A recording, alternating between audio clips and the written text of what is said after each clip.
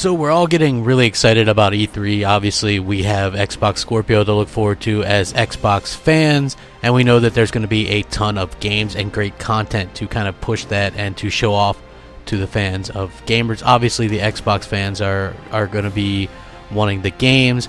I think that we're going to be getting more than just the third-party games, and as you guys all know, Phil Spencer, the man himself, actually came out and was talking to a financial analyst, and he said that Microsoft is getting ready to reveal its next wave of big gaming hits this year at E3, understanding that good games are what drives engagements with profitable platforms like Xbox Live, and he assured those in attendance that Microsoft will reveal a new batch of hits at the event to continue the service's growth, which is really cool because we know that having the best console and the most powerful console is extra important this generation in particular.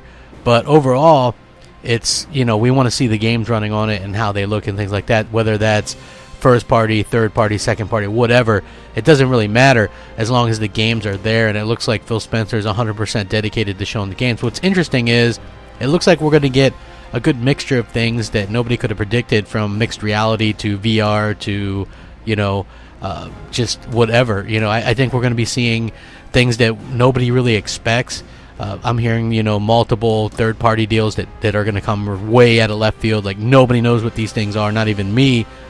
And I know that there's some things that I have hinted around about that they do have, like the Splinter Cells and the Assassin's Creed is a possibility and things like that. But apparently, this AAA third-party game that comes out next year is so monumental, and Microsoft has a deal for that, so that's good as well. So new IPs, we're hinting at new IPs, we're hinting at big hits. It's very exciting, and I think that as Xbox fans, we should be excited. This is the best time to be an Xbox fan in the past 5 years, in my opinion.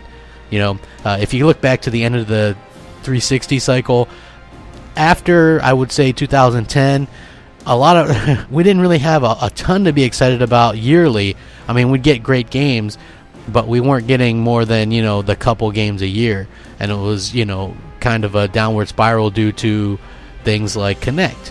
And now we have a situation where we have a boss of Xbox who's solely focused on, like, the hits and things like that, giving us the games that we want as gamers. And he also gives us, like, the smaller things as well. Like, you see some of the best smaller things like Cuphead and Ashen and Below, and and he brings us these games.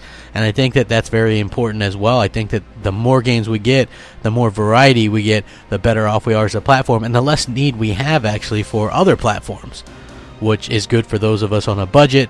And I know some of you guys are. I know I always say, well, if you really want to play this game on PS4, they're super cheap. And somebody messaged me and said, well, I live in Australia and they're not really that cheap. Well, point taken. In America, however, I meant that they are relatively cheap. Like, you can get them for like $200. They're super cheap here. That does suck if you can't get these consoles, and which explains even further why having maybe an Xbox Scorpio or One or whatever they can play all of these games the best is going to be your best option, so that way you don't have to buy multiple consoles. I think that that's also important as well. But new exclusives, I think that there's going to be lots of surprises and things like that. Already teasing and hyping it up. We're getting lots of news and stuff like that. I think it's awesome. So I'm very curious to hear what you guys think. Sound off in the comment section. Rate, comment, subscribe. Because why? Well, because it helps out the channel tremendously, and I would really appreciate it. It means a lot to me. Can you guys please, let me know what you think. I love the feedback, the positive feedback in particular. MOH space Crapgamer on Xbox Live, and of course at @_Crapgamer on Twitter. That's where I interact. If you really want to interact with me, Xbox Live or Twitter is the best places to do that. And yeah, so anyway, thank you guys very much. I hope you guys have a fantastic day. Don't forget to support us on MNC Mornings if you can on the Patreon, and also don't forget that we are going to be streaming some Gears 4 tonight. Rack that up. Thanks for watching. Crapgamer out.